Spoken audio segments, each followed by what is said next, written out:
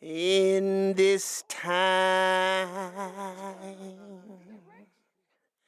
in my life, I wanna know which way do I go?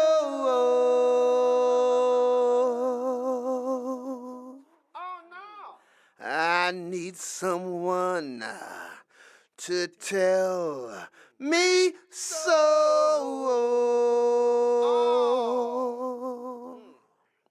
so I'll know.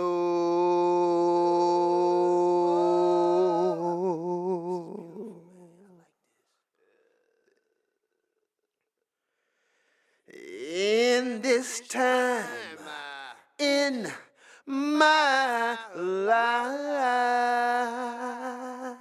No, that's right. Oh, damn. In this time, Go ahead now. I wanna feel something that is real,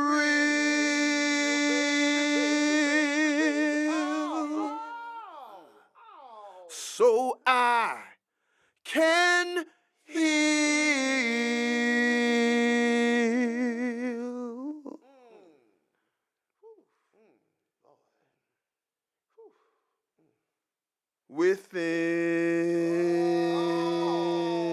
within. Man.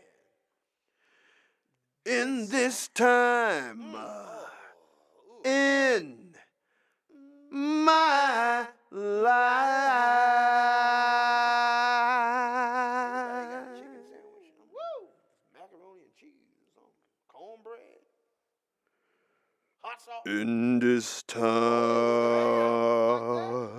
I ain't know that was going to happen. in my life, Come on, man. Sing it to me. Come on now. Take it on in.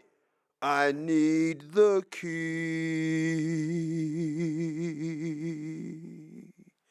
to unlock the other version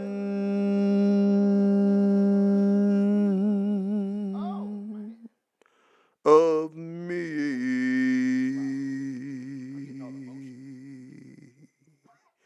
So I can be free. I want to be free, baby. Oh, no. Let me out of here. Let me go now.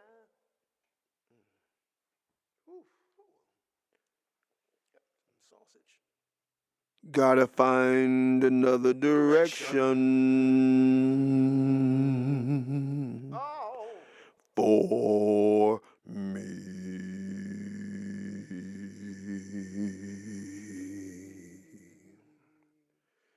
In this time, in my life. All right, take it on home. Take it on in. Take it on in, baby. Do it now. Take it on in now. Welcome to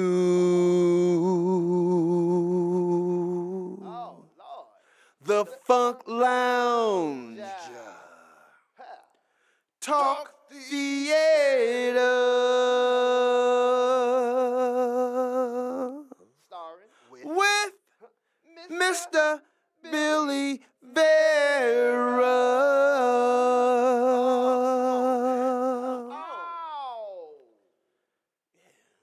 And now get ready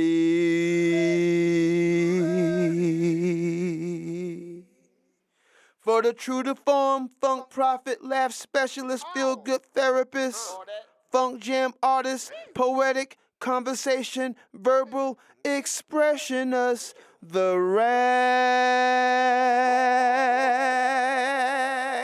Thank you. Hello, hey, how's everybody doing? This is yours truly. This is the Rex. and welcome to the Funk Lounge Talk Theater. You know, we have a lot going on, and I'm not going to talk too much because we have our special guest, Mr. Vera, coming up, so I want y'all to stay tuned for that. Hey, I want to say this to you real quick. My man from the time died, Gary George Jellybean Johnson. Jellybean, the drummer from the time. And not only was he a fantastic drummer, he was also a guitar player too, a fabulous guitar player. I'm talking about on the same level as Ernie Isley from the Isley Brothers and Jimi Hendrix and Prince. Yeah, Jelly Bean from the time. But we're going to talk about him on my next show because this is about Billy Vera right now. And I want to give love to who else? I'm going to give love to Jay Myers, Frank Tropolis, Charles Washington Jr., Ernest Boswell will be on the show. He's going to be on my next show. We're going to be talking about Jelly Bean. We're going to talk about the American black musical genocide, the kidnapping of the funk, the soul, the rock, and the R&B. We're going to talk about that on my next show. What else we got going on? I gotta give love to some people. Give love to the kids at the college. They're going home. They're doing their finals this week. God bless all of them. Oh, and I'm getting my girl group together too. Sundia's Girls. My mother specialized in having young princesses become queens for the kings. So I'm getting together a group of girls from different backgrounds, different nationalities. We're going to have a rainbow coalition of beautiful girls with no tattoos, and we're going to, if girls can be inspired by nasty thug life music, belly to the pavement, Section 8, welfare grooves, 808, hypnotic beats that have really messed our youth up. I figure I can provide something for them that's different. I believe in stimulating lyrics and good music, good conversation and good vibes, and that's what these young people need right now. And I'm very happy that these young girls between 14 and up respect me as an elder. They don't see me as a creepy old man. They see somebody they can talk to, so I'm celebrating that too because I'm going to be working with youth. And I'm creating my concept from Funk Lounge Talk Theater, and it's going to be called the Center for the musically, mentally, culturally disrupted. And this is a place for young people who have been affected by negative thug lyrics. Because words are powerful, and lyrics can really, if you're not careful, they can make you become what you hear, and it could be not for the good. And so a lot of these young, attractive girls are getting tattoos for no reason because they're dysfunctional. Tattoos is really for young people who feel like shit, and there's no need for you to be a pretty girl and have a huge bat on your breast. That's ridiculous. We have to stop this. Somebody has to say that's enough now. I'm an elder, and I'm old enough to be. Probably somebody saying thank you. Um, I'm old enough to be your grandfather. I'm past your parents' age. I'm going to be 64 years old in February next year. I'm 63 as we speak, and kids need elders, and I'm looking for other professional people too. If you want to be a mentor, you ain't got to be no role model, but if you're like a decent person, you ain't got to be perfect. And whatever habits you got, just don't bring them around the children, because I don't want no perfect people.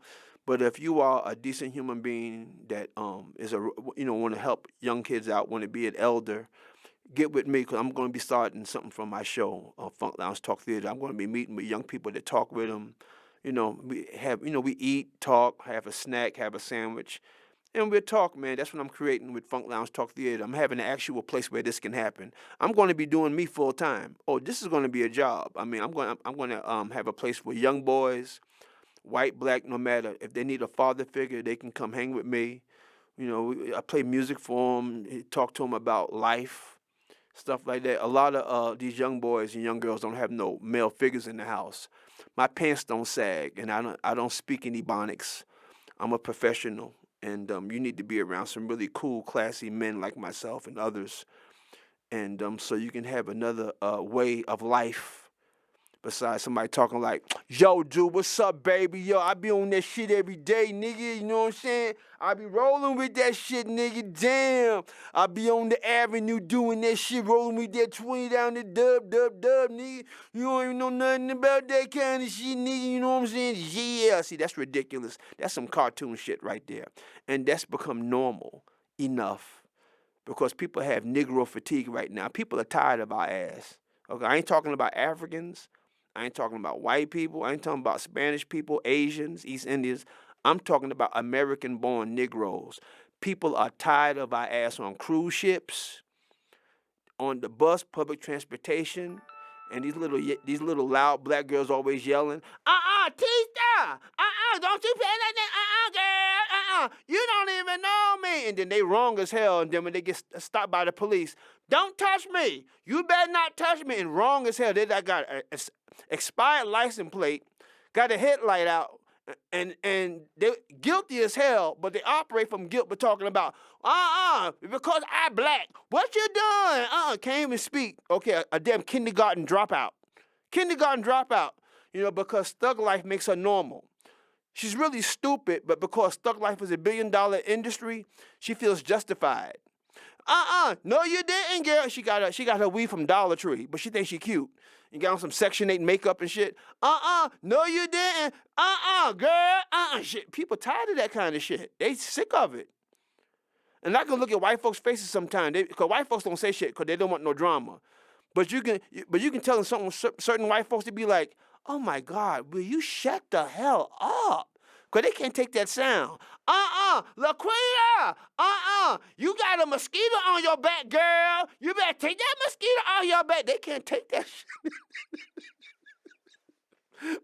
The white folks be like, God damn it, where's the nearest gun? Shit, what the fuck? I'm sorry.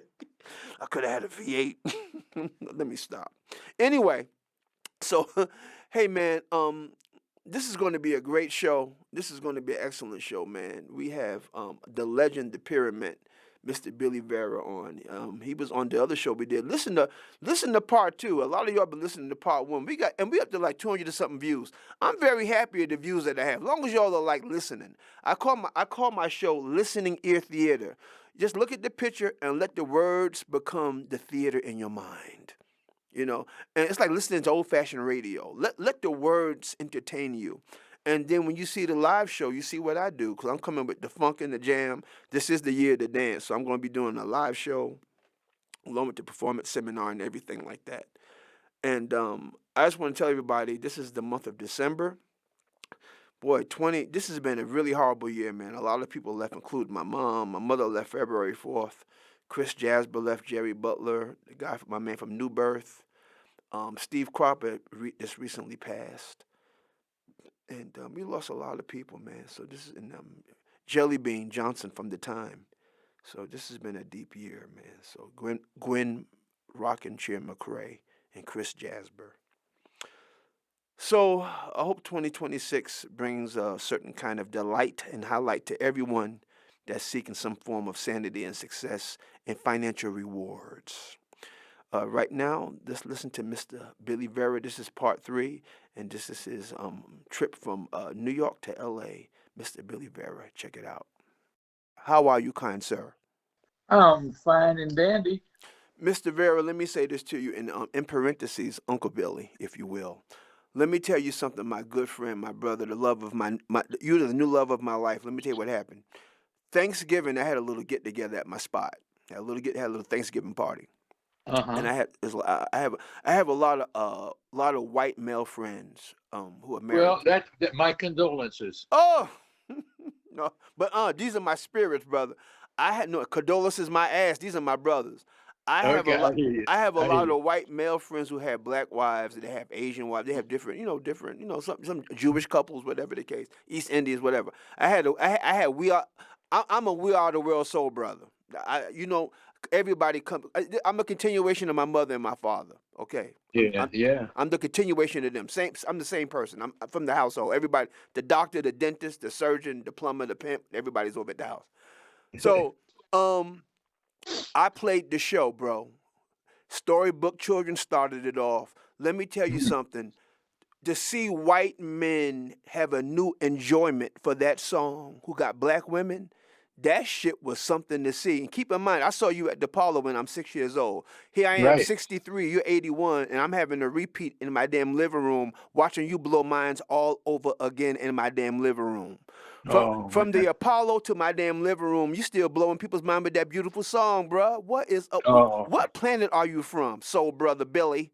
Did I ever tell you that song was huge in the Caribbean? Mm. It was my father went down on a vacation years ago Mm. to Jamaica, Mhm. and my father was in radio too. He was a radio Yeah, announcer Mr. on Bill NBC. McCord, man. Yes. Yeah, yeah. So anyway, he met this guy who was a local DJ Mhm. down there, and he said, your son is Billy Vera. He said, do you realize that your son's record was #1 in Jamaica for 13 weeks? And all these Jamaican artists did, like, there's reggae versions out there of Storybook Dig it. Children, man. Hey, man, the song was powerful. Well, let me tell you. Billy, when I do my work, when I do my shows, Funk Lounge Talk Theater, I listen to some of it like maybe once or twice, but I'm not that much into what I do. I just do what I do, but I'm not into what I do. Hmm. You know, and you I know, understand. and you know just what I'm talking about too. Yeah. But let me tell you something, man. When I played this show we did together, the one we just did, man, I played it part one and part two. Brother, you gave me all the theater I needed for what I want to do when it comes to good talk, flashback history. Mm. Um, just a good talk shop, talking with someone that was one of my heroes back in. I mean, I'm a Billy Vera fan because I was there at the Apollo when you blew minds, and I never got over it. And I listened to that show over and over again, man. And I always have a new listening pleasure when I listen to it. It's like listening to it for the first time because you and I don't know each other. You're my father's friend. That's right. Right, you're my dad. I don't know you, bro. I don't know you, but I know of you because I used to always look at you even when you would pick my dad up when y'all would do gigs together somewhere. Y'all be in the park somewhere. You be in the park, man. You'll be playing outside in the park. This is when your Billy Vera shit was over. This is when you had long hair. This is when you had your hook mustache and Yeah, that's yeah. Now you're talking in the yeah, early yeah, you '70s. were looking Yeah. like Frank Zappa at this time. Oh man. But you would know, but dig this though. But let me give you a compliment, bro. That's okay because you were going through a Billy Vera renovation. That's what you're supposed to do when you're in the business. Well, I was trying to figure it out. I mean, Right. I went from having some hit records Right. to nothing. The whole culture Mm, in America had changed mm, at that point, man. And mhm. there was really no longer a place for a blue-eyed soul brother. Right. That thing. There was no more righteous brothers, no more Mm, rescues, mm, mm-hmm.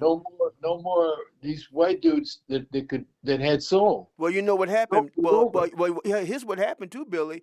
Black exploitation came out. Superfly, Isaac Hayes, Barry White. So Oh yeah. a white guy like you didn't have a shot. No, no, no. I mean, you would have been good in Tennessee, hanging with, doing some background sessions down in Tennessee and stuff. But dig this, Billy. But let me give you props though, bro. By you being a New Yorker, here's what you did because this is me being an audience member to what you were doing. Okay, I'm, Mm, I'm outside of you watching your progression. Cause don't forget, I'm a fan. I'm an audience member to what you do. yeah. After Storybook Children, like you said, everything had changed. The Blue Eye Soul was over. But still, don't forget, you're still a musical vessel, which means you can transform to anything. I mean, you could have got a big band. No telling what you could have done. So what happened? You had time to renovate. You had to replenish. You had to redo. You had to go. Yeah. Right. You had to go through a variation, man. But dig what you end up doing. This is a mind blow about you. After your time was up, you end up being a guitar player. You end up being a guitar player doing what you love to do, doing background for the Shirelles, the Ronettes, doing those rock and roll revival shows. So you got Yeah. into another level of what you want to do anyway. I had to do survival gigs, man. Mm, Gigs that you know there was no market for what I had been doing, and so I looked around and I said, well, what's going on out there in the music world and the popular music world? Well, heavy metal, that ain't me. right. Uh, folk rock, Bob Dylan, that ain't me. No. I mean, there was really nothing that was happening where I could see myself disco. There was nothing, no place that I could see myself fitting in. So okay, so is this when you had a flashback to the throwback, which means you had to go back to the 50s with those 50s groups? Well, I did that to because I love the music, number one, but number two, I did it because that's where I could make a dollar. I could pay my rent. Well, okay, but hold on, Billy. This is what I'm trying to say to you though. Okay, you got to pay your rent, but still, look what you. Don't forget, you were old school spirit, Billy. You kind of ahead of your time when you're doing your thing at it. Don't forget, you're not just a performer. You're like a creator. You're a writer. When you be at home in the back cave, you be coming up with some private shit. Yeah, I never stopped writing You never songs. right. There you go. Right. But I had no outlet for them at that time. And little by, here and there, somebody would take a chance with Billy. Steve Cropper, who just passed away last week. Another white soul brother, man. Badass guitar player. Yep. Sitting on the dock of the bay, bruh. Yeah, he co-wrote that. And Knock on Wood, he co-wrote Midnight Hour, all that. So anyway, he got in touch with me. He said, man, why don't you come down to Memphis and let me do an album? He said, I left Stax Records and I started my own company, got my own studio, got my own house band. He said, why don't you come down and make a record for me? I said, yeah, man, I'd love to do that. So, at the time I had been playing with Ronnie Spector, and Ronnie, and I'm not telling tales out of school. She wrote it in her own book as well. She had a bad alcohol problem. And a couple of times she would fall down drunk on the stage. And so the last time it happened, it was in Miami, man. She just fell on her face on the stage. I was so embarrassed to be with her. So, but Billy, let me ask you a question on the Batman tip. Do you think that she was having maybe a Phil Spector flashback breakdown? Well, yeah. I mean, I was her first boyfriend after she left Phil. Oh God, Billy, really? You went. Okay, Billy, really? Did you have to? I had to. Otherwise, I couldn't keep my job. No, but seriously. Be my little baby. Yeah. Take me home tonight. Hey, were you mad at Eddie Money when he did that? Man, I was happy to be out of there, man. Actually, because I can't take no drunken woman. But anyway, ship there falling up the stairs and shit, doing that Janis Joplin shit. Baby, we were in Boston one time playing this gangster club up there by Fenway Park, and she fell off the stage. Oh Lord! Man. And the lights went out. Ooh. Somebody grabbed me by my arm and pulled me into the office, and there she is sitting at a desk, her eyes rolling around her head. And was that your girlfriend at the time, homie? Well, we were keeping company, as your grandmother might say. Right. And hey, Billy, were you slightly embarrassed on Homegirl? Shit. Oh, homie, man. One night after a gig, another night after a gig, we stopped off, because her mother lived up in up way past Washington Heights, up in there on Riverside Drive. So we come home, we stop off. Somebody said, let's stop at Wells Chicken and Waffles in Harlem. So we go in there, man, and was she recognized? She was a homegirl, man. That's where she grew up. Right. So she's there. The two other girls that she had, pretend Ronettes with her, because she didn't have to pay them too much. Right. They were just happy to be on the mic. Yeah, for that gig, I brought a bass player too. So it was me, the bass player, the two girls, and Mama. I always brought Mama with us, so that one of us had to stay sober. So anyway, all of a sudden, man, she's sitting next to me, and her eyes start rolling around her head, man. And she falls face down in her chicken and waffles. And I grabbed the back of her blouse, man, and I pulled her upright. And I told the one guy, I said, go get the check, go pay the check for. And I said, we got to get her out of here. I said, because Harlem is a gossipy little town. Hold on, don't Billy, don't do this to me. You don't tell a guy like me, a nutcase, that this woman fell on some chicken and waffles, and we gonna leave that. No, we ain't. Come on, Billy. You had to watch your No, girl. my You job, had to watch your dude, girlfriend.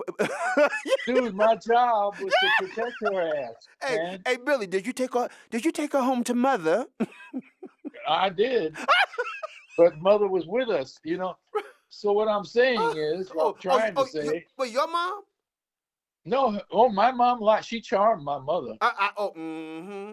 She charmed I know my that's mother. right. Yeah, because my mother was a singer, you Right, know. of course, right. So at any So she rate, knew how to do mom, huh? so dig this, Right. man.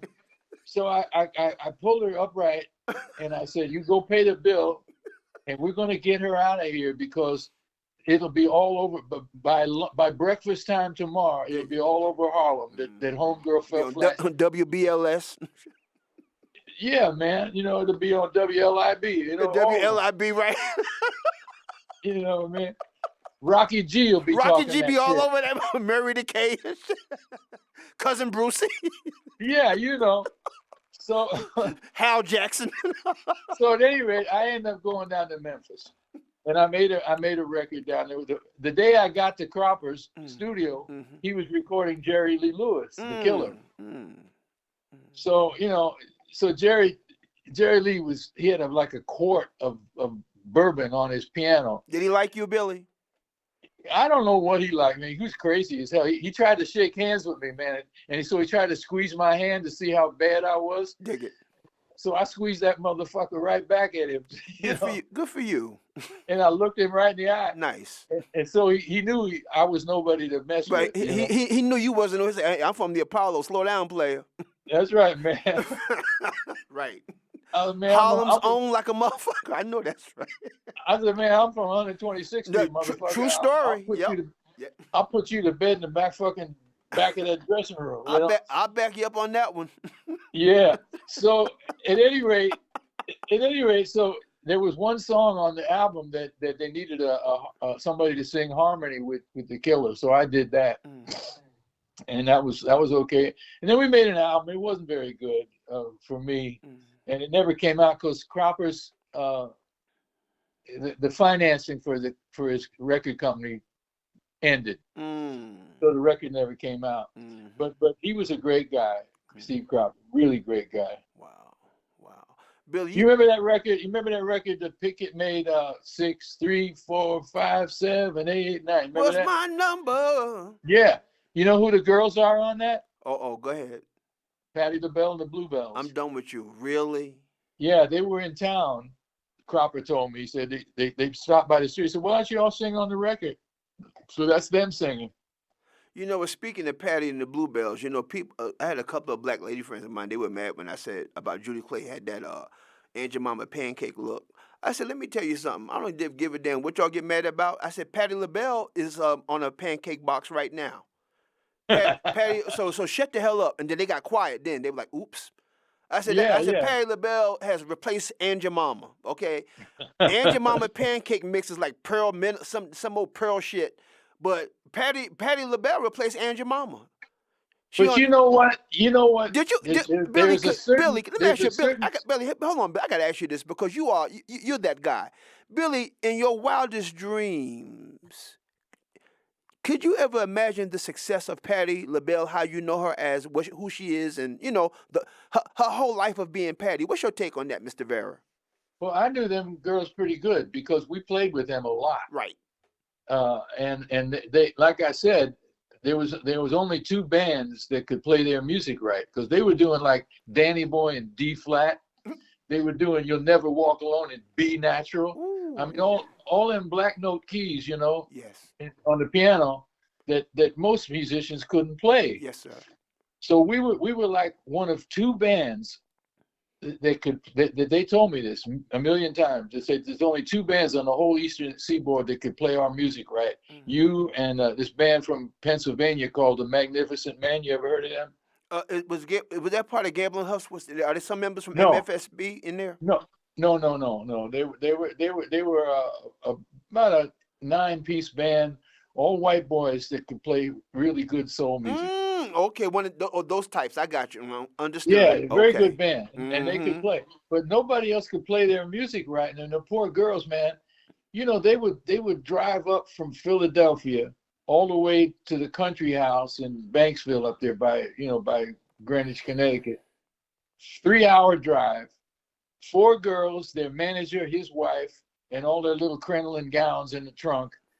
3 hours each way, $350 less 10% commission. And then they had to drive back the same night because there was no money to pay for a hotel. But Billy, you know what though? When you're young like that, and when you in the Well, hustle, yeah. you don't even think about that. That's part of paying dues. That's part of the fun. What you on the road? You get chicken for what, 25 cents? Yeah, you're in You show laughing. business, You got man. the weed is good. You're in show business, You've been show business, right?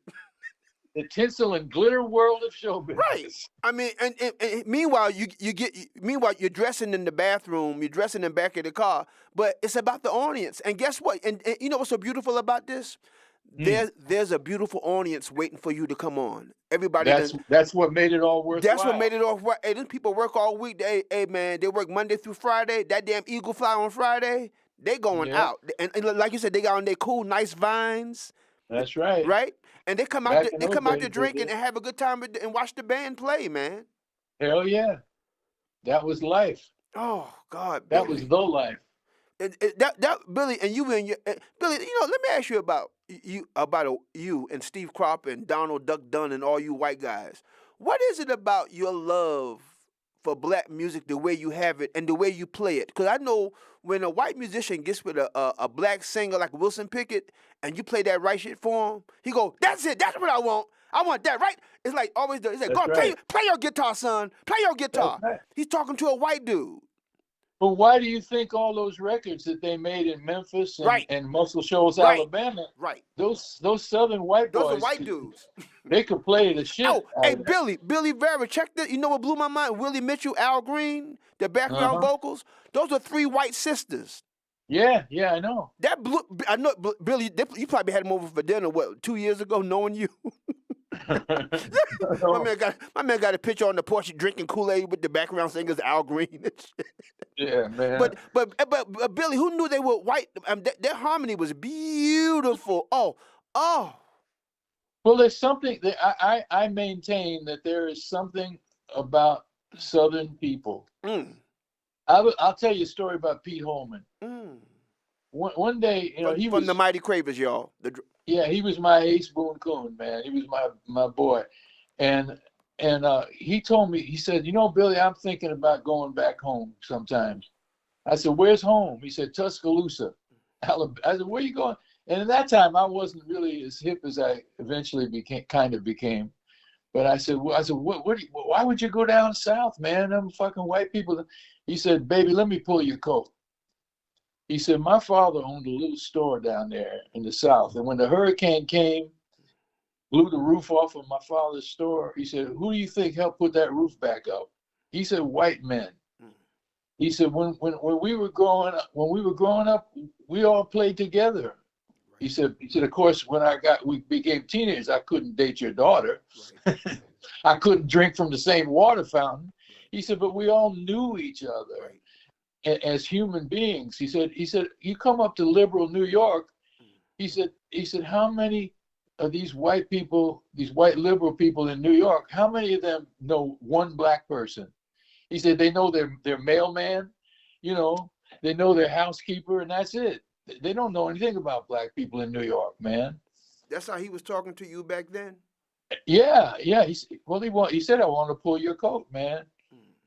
What did you, okay? Don't forget, I don't know your life, but I'm a spectator. I'm an audience member, so you're kind of hitting personal stuff about Pete Holman. Mm. Cause when I was born calling him Uncle Pete and Uncle Clayton. Yeah. That's but I was born '62, so that's all I knew was them being my uncles. But after when the band broke up, there was no more of that going on at all. Right. Check this out. You had a relationship with my dad and Pete. The Mighty Cravers. I'm doing a story about them because Pete really Good. wasn't feeling my father anymore. Yeah. Yeah, people were really dumb at Rex. His mouth, his arrogance, it was off the chain. Let me ask you a question, Mr. Vera, because you are a pyramid in this chapter. Because you were before I was born. You were right there. Um, could the Cravens have made it without my dad? No, Thank you for saying. no. Thank you for saying that quickly. Pete was an excellent drummer. Yes. Excellent drummer. He Yes. played with Buddy Johnson, man. My He was my really good. father loved Pete's drumming. My father loved Oh Pete's man, he drumming. was funky. My father, Pete played on all the he talked Billy and about was Judy. Pete. Pete played on the Billy and Judy album. Mm-hmm. Yeah, Mm-hmm. he was my friend, man, and he could play.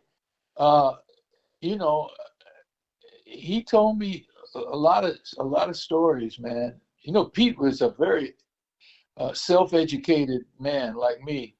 You go to his place, man. He had books upon books piled up in rows, man. Yeah, it's too bad. It's too bad my dad really didn't get to know Pete.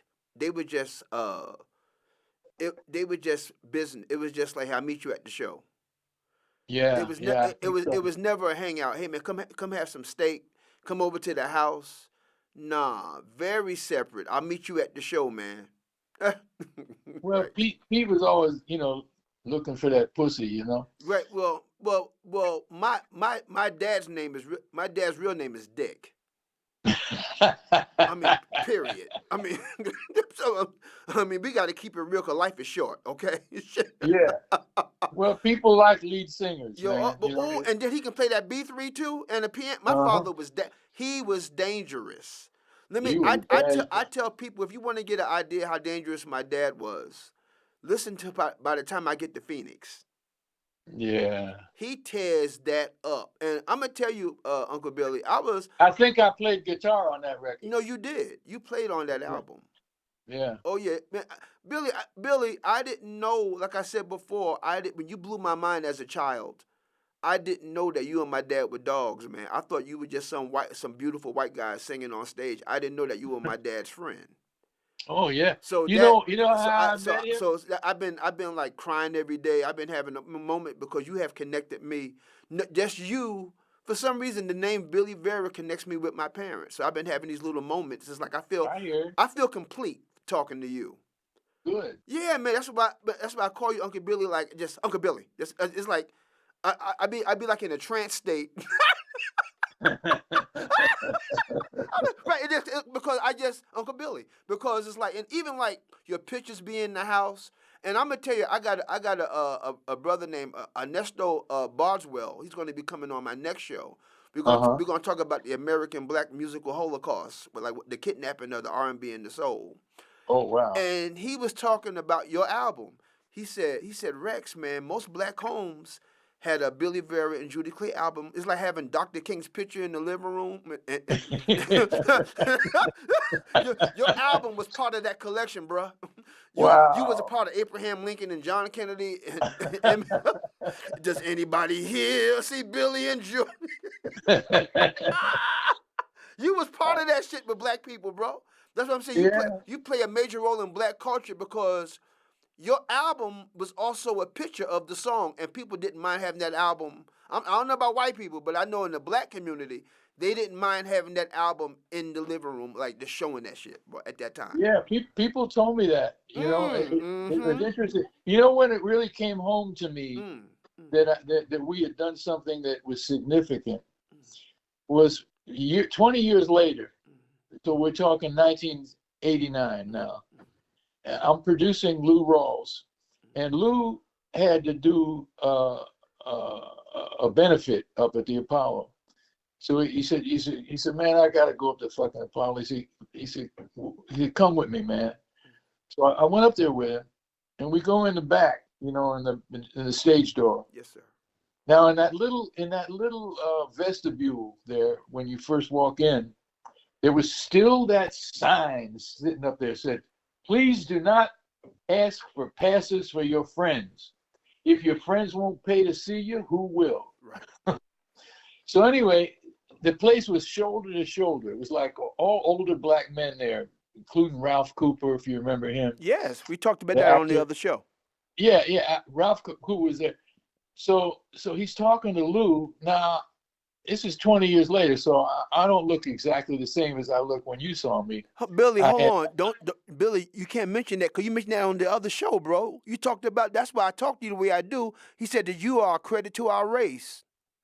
That's why your picture's in the lobby. You mentioned that on the other show. oh yeah. He said that. He Yeah, said, man. But hold on. okay, Okay, now hold all on. right. But We hold don't on. want to repeat. I Yeah. don't want to repeat myself. No, but look here, bro. Don't forget, you're a walking history book. So I mean, you are entitled. Please, you are a pyramid, Uncle Billy. Check this out, though. Speaking of the Apollo, let's stay at the Apollo because we got to talk about your the transformation in your Billyism because you're a deep dude, bro. Because I got a lot of people listening to this show, and Mm. you you got a new audience out there. People they love your story. They looked you up, they see who you are, and you're like a national treasure to people. You are like a beautiful new find. You are a new find. Especially That's man, nice to know. oh please, I mean, hey brother, you pay dues to be you and it's paying off. Put it that way. I mean, solid, bro. Check Billy. Check this out, Billy. Talk about brother Billy. Bring it home right now for me, brother. Oh, When you were at James Brown at the Apollo when he did the live album, yeah, I was there. talk about it, Billy, please. Well, we came down, me and my guitar player in the band with me, we said, man, it's James Brown, man. He's going to play the Apollo. Let's go see him. Okay, cool. So we get on the train. I come down from White Plains, get off 125th Street. It's raining. Somehow we made our way over to the Apollo. There's a long ass line. We get on the line. The excitement is on that line, ain't it, Billy? Yeah, and you know, this nice, this very nice couple was right in front of us, and they had two umbrellas, and they said, here, why don't you use one of our umbrellas so you don't get wet? And then some guy came, listen to how dumb we were. This guy comes up to me, says, hey man, you're on the ticket holders line. He said, you got to get your ticket. I said, oh man. He said, hey man, give me the bread and I'll go get the ticket for you. Mm. And so we were so naive, man. I gave him the money. How much you giving, But Billy? $5? wait, there's a but. He actually came back with my tickets, man. Oh no, Billy. I mean, that's the oldest hustle in the book, but I guess he felt sorry for us, you know. But he came back with your tickets, bruh. He came back for a ticket. So we go in there, and we're right in the middle of the bottom level, you know, down there, really good seats. And that show came on. I can't remember who the opening acts were right now, to be honest with you. But when James Brown came on, man, and I had all his records, you know. So he's doing them records, man. And it was just like the album. What year, Billy? I can't remember, 62, 63, somewhere 63, around 64, right about there. there. Right, somewhere in there, yeah. So, yeah, it was the greatest show I ever saw in my life, man. Let me ask you, Billy, for those who were not born at all, because they know, and some don't even know about Michael Jackson or Prince, the closest they can get to that excitement is probably Bruno Mars or, Right. Or Usher, you know. Yeah, Bruno covered, he really carries along the tradition. Yeah, he does. He's a deep dude. That damn 24 karat is awesome. Yeah. Yeah, that in Uptown, that's pretty nasty, bro. But James Brown, Mr. Vera, what is it about him? What is it about James in person? 'Cause let me tell you, bro, James gave it up on that stage, bruh. He didn't hold back on nothing. He was so confident. Oh. He knew what he was doing. Ooh. He could dance. Ooh. He could scream. He could holler. Ooh. You know, and he controlled that band. But you know what? Now, years later, I did a show with him. It was a tribute to James Brown, and we had it was for HBO or one of those, you know, cable networks, and it was James Brown and Wilson Pickett. I remember that. Aretha Franklin, oh God, Joe Cocker, Billy, and me. Billy, Wilson Pickett mentioned your name on stage, and James Brown did too. I said, "There's Billy." I Yeah. remember that, Billy. That had to be a record. Wilson Pickett was looking good too, bro. He has long Jerry curl. Wilson Pickett. He's a beautiful evil man. Evil. Ooh, Evil. evil. Capital I saw E, I saw capital him V, capital IL. Evil. I saw him punch out his drummer, knock him off the drum set. Ooh, that's why they call he, him the Wicked Pickett. he was a wicked. You know what happened was he would get drunk, Oh and God. he was a mean drunk. Cocaine too. Well, that was later, Mm. but at the time he was a mean drunk. So his guys in his band, they started him smoking reefer, Oh God. and that mellowed him out. But from the reefer, he went to the cocaine, and then he got mean again. Oh. Oh yeah, he was a nasty motherfucker. Here, dig this. One night at the Apollo, this was the second time we played at the Apollo in July, and Wednesday night was the night that they have the amateurs at the end of the show, and and everybody in Harlem comes out on Wednesday night. All the drag queens up in the box seats, you know, Yeah. they see somebody they fancy on stage, you know, they yell at you. Anyway, so we killed it that night, and we come off and they made us do an encore, which didn't happen to many people. And so I come off stage finally, and I hear Pickett yelling at his band leader, Uh-oh. and he says, "Get out there and play an instrumental." He says, "How the fuck am I supposed to follow that shit?" Well, Pickett was a wonderful performer, and he could follow anybody, but he was so insecure Yes. that he thought he couldn't follow Billy Vera and Judy Clay, which of course he did, and he did it beautifully. But it was his insecurity, and part of that's what made him mean. You I know think. what, Mr. Vera, you said something that was real deep, man. Like when I listened to the show again, I mean, your word, you are something else. You was talking about Lou Rawls, Mm, how he always has to win. yeah, That yeah. goes with the fact that you'd be surprised how insecure some performers are, man. 'Cause I know I worked around a lot of comedians who are awesome, but then they don't want to follow somebody that's awesome too. They want it all Oh to man, they want it all no, to themselves. nobody wanted to follow Patti LaBelle, even in the early days, or the Isley brothers, because Now, they were first very of all, I can athletic. okay. Now, hold on, Billy. Wait a minute. Now, I can understand not following Patty because okay, let me tell you this. This is me talking, not you. Patty's a nutcase. Patty, his whole mission is to destroy you. Her whole thing is saying, okay, and man, follow that, Follow that shit. follow Yeah. that shit. And when she took off that shoe, that's a wrap. So her Oh, whole mission is to say, follow this. She's that kind of person. Some people don't yeah. want. Some people don't want you to have it. They want to. It's it's After they get done, go home. Okay, go home, it, make a sandwich. They don't want no. Okay, they're gonna do the encore, not you. it's called competition. Oh, yes, sir. Most performers of any quality Wow. are competitive. Mm. Most performers of any quality want to make it hard for the next person to follow you. Okay, but Billy, now you know what I do. I'm good at what I do. Now you know that if okay, there's somebody real good before me. I don't listen. I go outside. I listen to music. I don't want to hear what they're doing because I don't want to know. Right. Yeah, see, I don't. I'm not gonna sit there and watch you. I'm not gonna be backstage and hear shit. No, I'm gonna have on earphones, or I'm gonna be outside. I tell somebody when it's time for me to come on, call me. I be on the corner. Look, I be on the Yeah, corner. yeah. I get it. Yeah, I don't. I don't want to be around to see what you're doing. I don't want to know. Well, that's one way of handling it, you know. Mm-hmm. Mm-hmm. Now, Billy. Okay, so now let's say this. Okay, now let's do this. Okay, James Brown, you were there. You had the experience. Okay, you're done with okay, Storybook Children. We're done with that. Now it's the middle '70s. Disco Oh, is happening. John Travolta is happening. Um, what's going on with you, Mr. Vera, around 1976? oh man, it was, you know, as our brothers and sisters used to say, it was a struggle. Mm. You know, it was tough, but I just kept working and working. I started writing songs with a guy. Well, let me back up. I was playing a Ramada Inn for 2 weeks in some place in New Jersey. Yes, sir. And now, if you've never done a job like that, what it is people come on the weekends, but during the middle of the week, you're playing to like three businessmen who don't like you because the waitress is looking at you instead of them. Amen.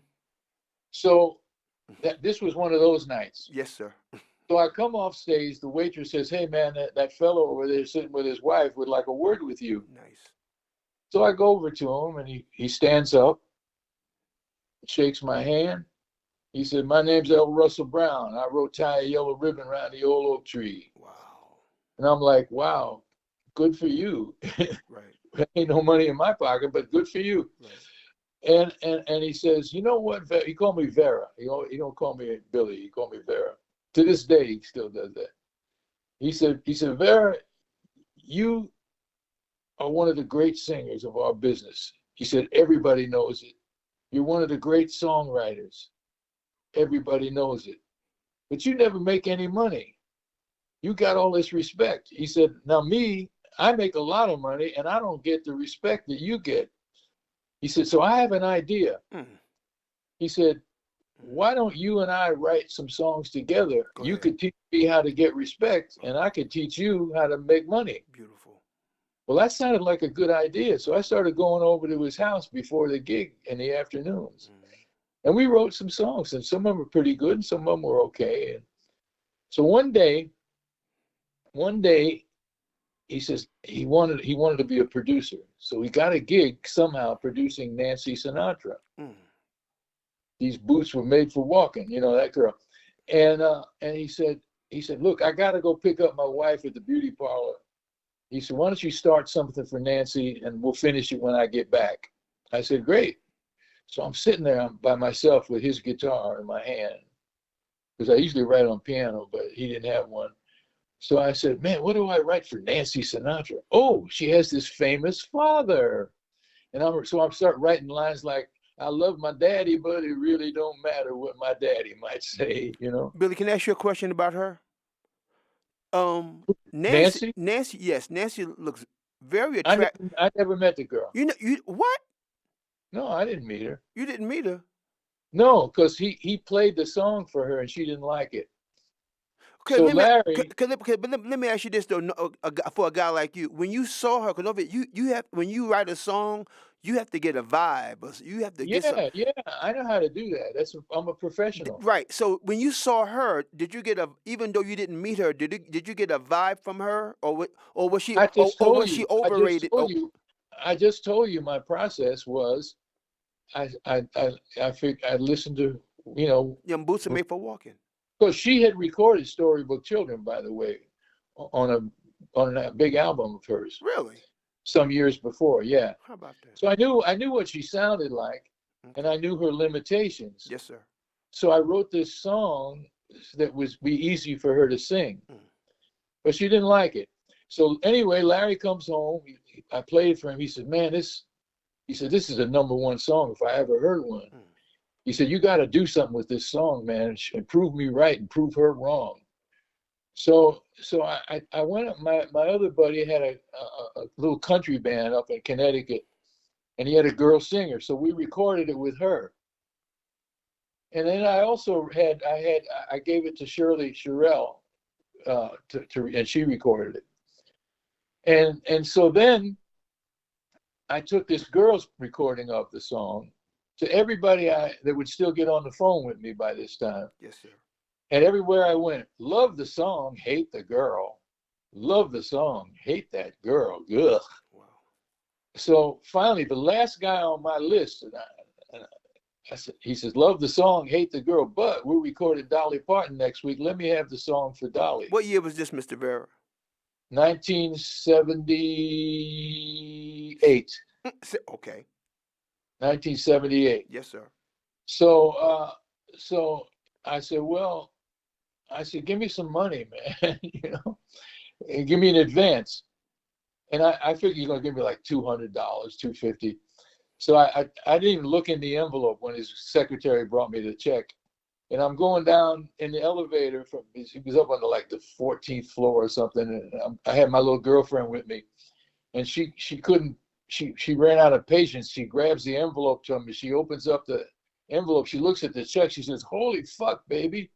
He said he gave me $2,500. Whoa. What? Which that was a fortune in 1978. Please believe it. Yeah. So, and he had promised me that it would be Dolly's single, not just an album cut. So in the interim, I get this offer to move to California to write songs for Warner Brothers. And so I pack everything I own. Okay, Billy, hold it right there. This here we go. Now this is Billyism in its purest form.